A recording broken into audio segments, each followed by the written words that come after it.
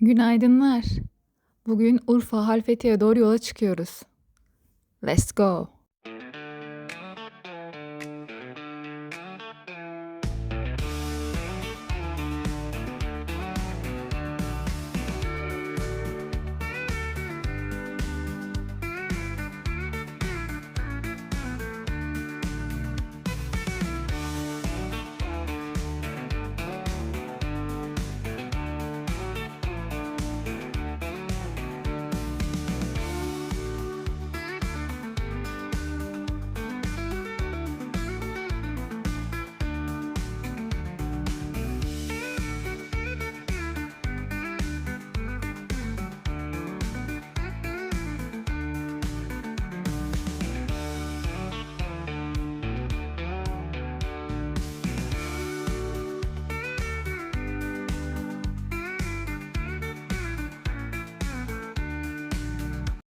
Uzun bir yolculuk sonrası işte Halfeti'ye vardık. Şimdi Batıkşehir Halfeti'ye ulaşmak için tekneye biniyoruz. Hadi gidelim. Bu arada size Halfeti hakkında kısa biraz bilgi vereyim. Evet, Halfeti Şanlıurfa iline bağlı Fırat Nehri üzerine 2000 yılında kurulan Birecik Barajı'nın etkisiyle bölge yerleşiminin %85'i sular altında kalan bir yer. Biz de bugün bu güzel yeri görmeye gidiyoruz. Baila, baila conmigo, que yo el paso te sigo. Seamos más que amigos, amigos, amigos. Solo tú me sigues al ritmo de la pista y yo me veo como chica de revista. Baby, conmigo a ti se te va la vista. Puedo quemarte solo con una pizca. Arriba y abajo, uy, ay. Prendimos, apagamos. Arriba y abajo, ay. Prendimos, apagamos nunca. Baila, baila conmigo, que yo el paso te sigo. Seamos más que amigos, amigos, amigos. Baila, baila conmigo, que yo el paso te sigo. Seamos más que amigos, amigos, amigos. Seamos más que amigos. Seamos más que amigos. Baila, baila conmigo, que yo el paso te sigo. Seamos más que amigos, amigos, amigos. Solo tú me sigues al ritmo de la pista y yo me veo como chica de revista. Baby, conmigo a ti se te va la vista. Puedo quemarte solo con una pizca. Arriba y abajo, uy, ay. Prendimos, apagamos. Arriba y abajo, ay. Prendimos, apagamos nunca. Baila, baila conmigo, que yo el paso te sigo. Seamos más que amigos, amigos, amigos. Baila, baila conmigo, que yo el paso te sigo. Seamos más que amigos, amigos, amigos. Seamos más que amigos. Seamos más que amigos.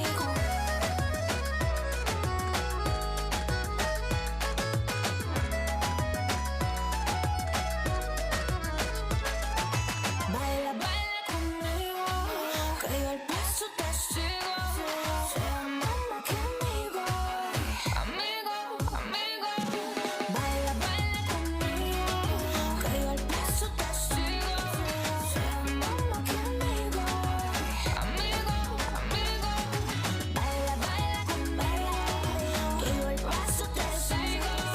Seamos más que amigos, amigos, amigos. Seamos más que amigos. Seamos más que amigos. İşte Halfeti görünmeye başladı. Ayrıca burası o kadar etkileyici bir yer ki dizi ve filmler çekilmiş burada. Burada Özcan Deniz'in ve Şener Şen'in filmleri çekilmiş. Bunları da teknedeki tur rehberi anlattı.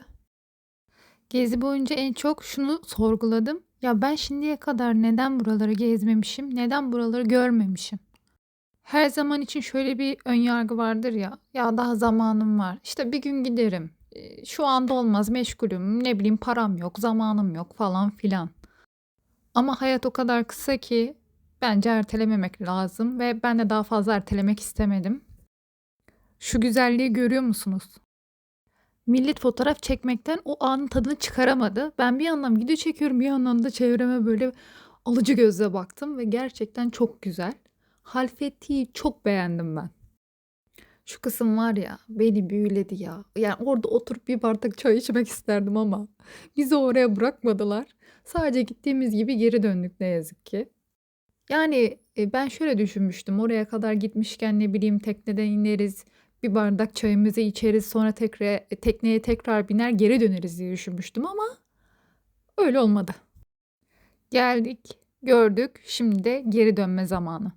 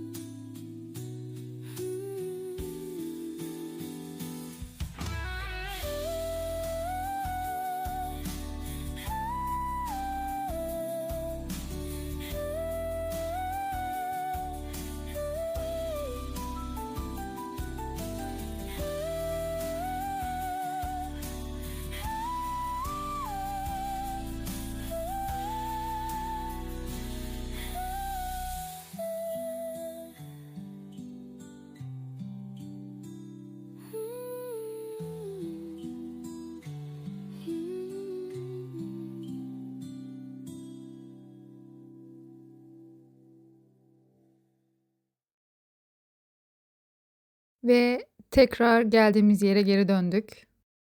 Burası Halfeti ve Halfeti'den sonra Harran'a doğru yola çıkıyoruz. Burası bir aşiret ağasının evi. Harran, kümbet evleriyle meşhur bir yer. Bu evler yıllar önce kullanılıyormuş. Tabii şu anda aktif olarak kullanılmıyor. Turistik amaçlı kullanılıyor. Ben kümbet evi arı kovanına benzettim.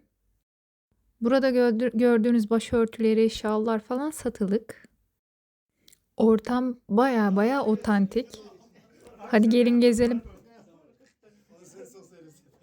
Evet efendim, şimdi bulunduğumuz burası.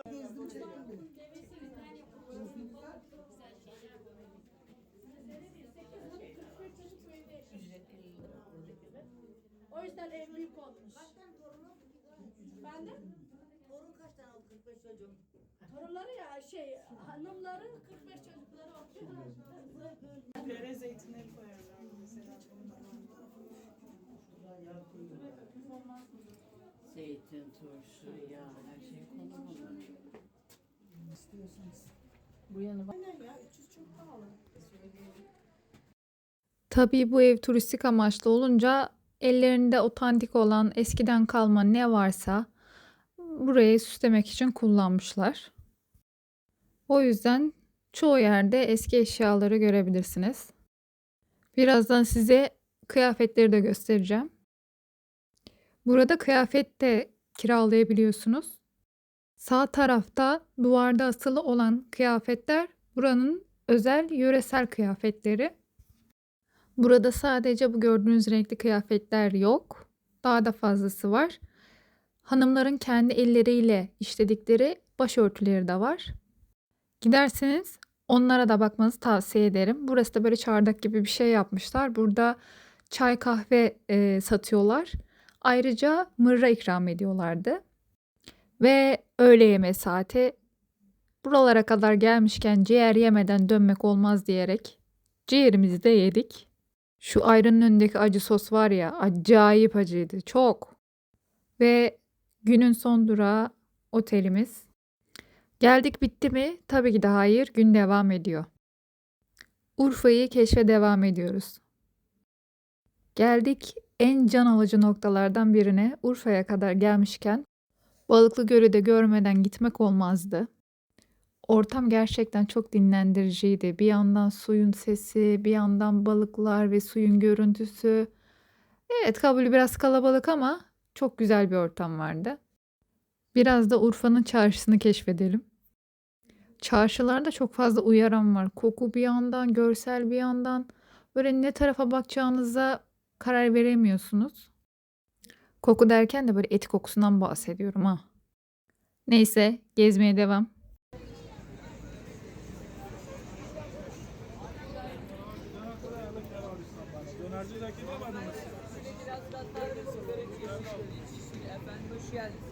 Abla hoş geldiniz. Bak güzel sarıyor böyle.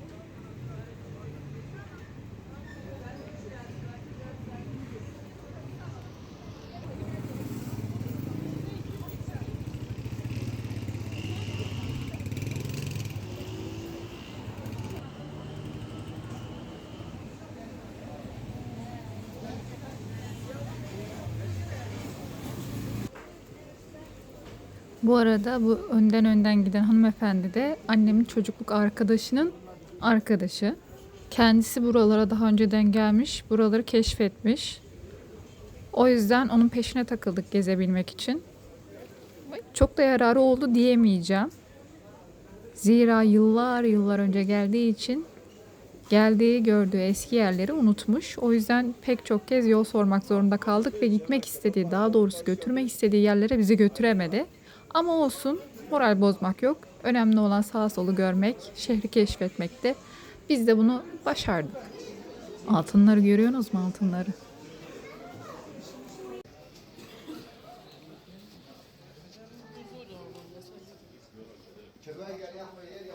Nerede?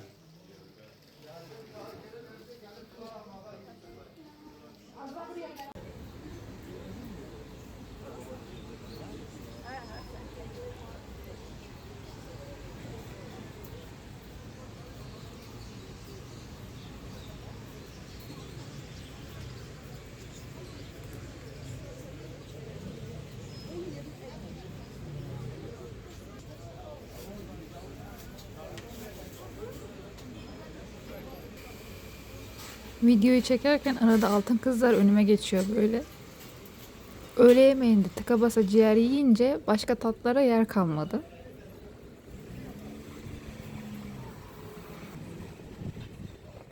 Baktık çarşıda aradığımızı bulamıyoruz.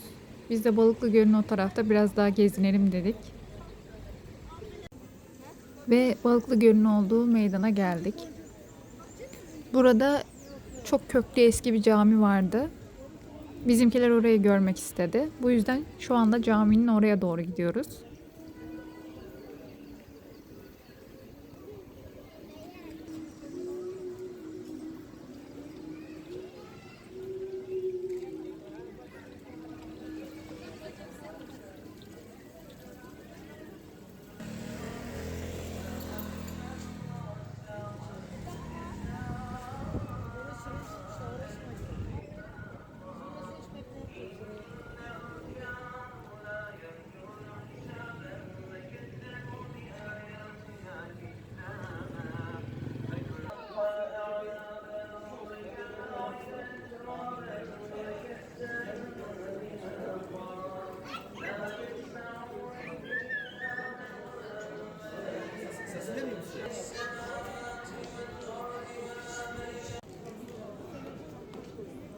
Buraya kadar gelmişken bu caminin atmosferini de görün isterim.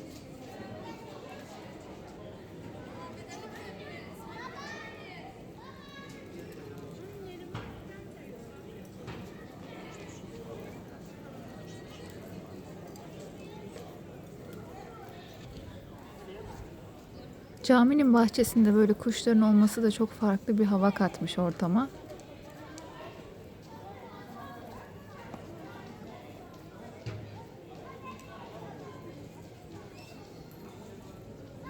Şimdi yavaştan Balıklı Göl'e doğru gidiyoruz. Balıklı Göl'e doğru giderken gördüğümüz manzaraya bakar mısınız? O kadar güzel bir manzara vardı ki bizimkiler zamanın çoğunu orada harcadılar. Hatta bir noktadan sonra ben sıkılıp onları orada bıraktım. Aydın'da böyle yerler vardı da biz mi gitmedik? Baksanıza kafenin olduğu yerin güzelliğine. Urfalı kardeşlerimi kıskanmadım değil, baksanıza. Cennetten bir köşe gibi. Urfalıyım ezeliden, Urfalıyım ezeliden. Efendim, bet sesimin kusuruna bakmayın ama bir yandan böyle içimden söylemek geldi. Evet, şimdi de Balıklı Göl'ün oraya geldik. Yanlış hatırlamıyorsam balıklar sazan balığı. O yüzden böyle elinizi bile oynattığınızda size doğru geliyorlar yem verecek diye. Akşamüstü burayı gezmesi daha bir keyifliydi. Hem sıcak biraz daha azalmıştı hem de güneşin böyle duvarlara vurduğu vakit daha güzel gözüküyordu. Şöyle bir içeri doğru girelim dedim. Bu arada ben bizimkileri çoktan ektim. Kendim keşfe çıktım. Burada gezerken bir şey ilgimi çekti. Yanılmıyorsam İngiliz turistler vardı. Bakın görüyorsunuz böyle işte şalvarlı malvarlı yani. Onları görünce böyle bir tuhaf hissettim. Bizden daha çok ortama uyum sağlamışlardı. Onları takdir edemeden geçemeyeceğim. Ama ben çok yoruldum. Bu yüzden odaya geri döndüm.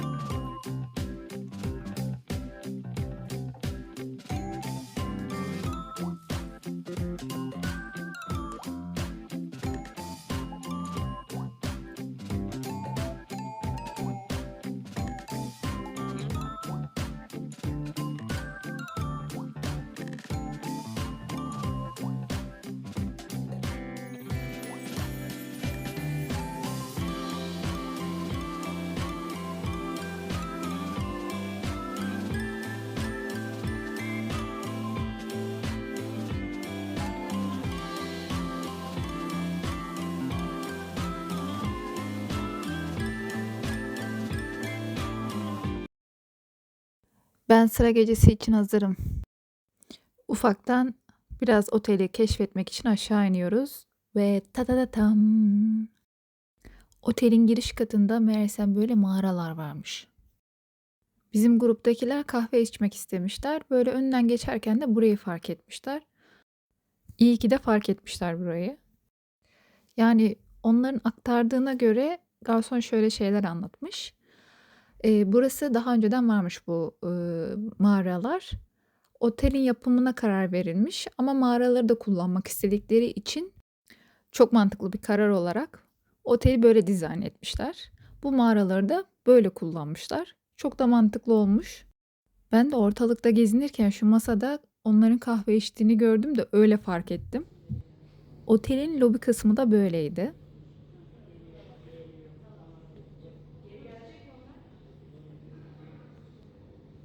Otelin genel olarak tarihi bir hissiyatı var. Bakın size ne göstereceğim. Urfalı hanımlarla tanışın. Ay yani bebeklerle. Bu arada bu bebekler de satılıyor. Evet, geldik gecenin ana aktivitesine. Burası Urfa'da sıra gecesinin yapıldığı konuk evi. Biz buraya kişi başı 1,5 falan ödeyerek girdik. İşte içinde eğlencesi, yemesi, içmesi içindeydi. İçme derken alkolsüzdü. Mekan zaten alkolsüz. Hep merak etmiştim sıra gecesi nasıl bir şey diye. Görmek nasip oldu. Ufaktan yemeklerimiz de gelmeye başladı. Tabii Urfa deyince akla hemen direkt ne geliyor? Kebaplar geliyor. Tavuk, et, patlıcan, 3 çeşit kebap bir aradaydı. Kebaplar yendikten sonra sıra geldi kaçak çaya. Bu gezin en sevdiğim olaylarından biri de kaçak çay içmekti. Gerçekten en son üniversite döneminde içmiştim kaçak çayı. Üniversitedeki sınıf arkadaşlarımız getirtiyorlardı kaçak çayı. Hem daha ucuz olduğu için hem de onlar kaçak çaya alışmışlardı. Cidden ilk başta kaçak çay içildiğinde acı falan geliyor ama zamanla o tada alışıyorsunuz. Hey gidi günler hey. Anılarım depreşti. Hadi çayları alıp siz de bize katılın.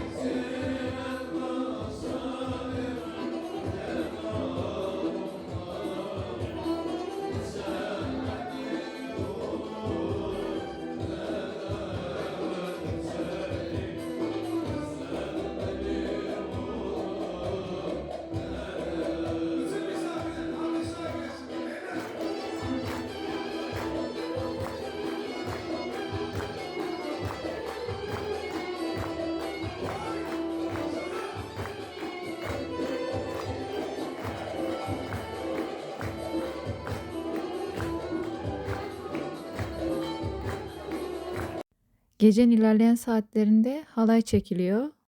Normalde ben halayın H'sini bilmem. Ama o gece böyle bir ilham geldi. Baktım bizimkiler kalkıyor halay çekmeye. Dedim ben de geliyorum. Benim neyim Şu eksik? Gördüğünüz boş alanlar var ya, işte o alanlar boyunca döndük durduk. Hayır yani bir de bilmiyorum senin neyine halay çekmek. Ve karşınızda davul show.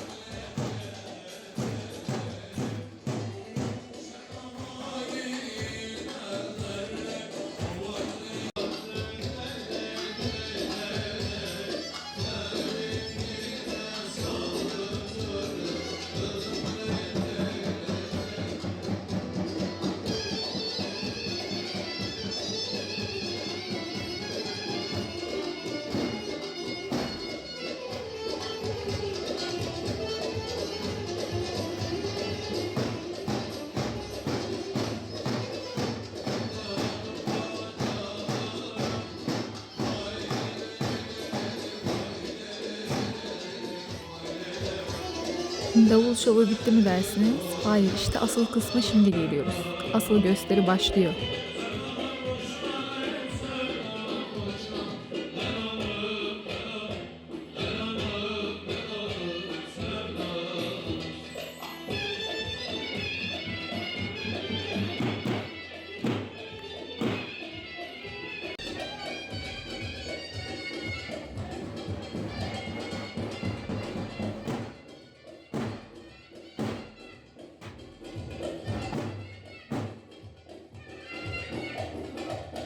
Davulcu sadece bu şovu öylesine yapmıyor. Ayrıyetten de böyle bahşiş de topluyor.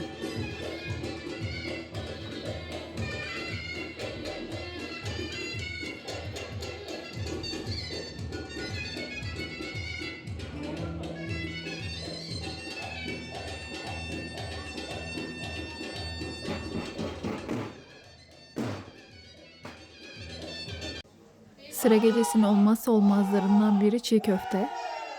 Bu gelenler de bizim çiğ köfteler. Normalde çiğ köfteyi çok severim. Ama şimdi biz Urfalılar kadar acıya dayanık olmadığımız için sadece bir sunum alabildim. Sadece tadına baktım. Öylelikle tabağa bıraktım. Çünkü gecenin sonunu tuvalette uzun hava çığırarak bitirmek istemedim. O yüzden dedim bir tadında bırak. Madem yiyemiyorsun, adabınla otur.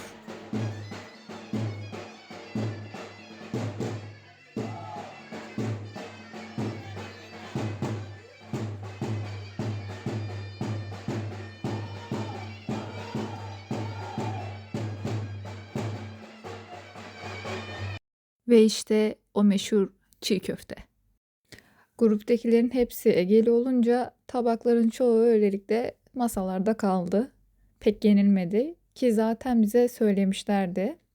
Rehberimiz burada gelen çiğ köftelerin normalden çok daha acı olduğunu, o yüzden bizim midemize rahatsızlık verebileceğini söylemişti.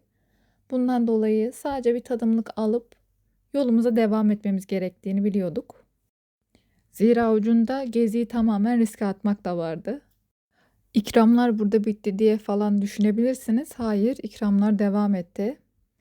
Tatlısı, meyvesi ardı ardına geldi. Zaten konuk evi denmesinin de sebebi bu herhalde. Kendinizi böyle bir eve misafirliğe gitmiş gibi hissediyorsunuz ortamda.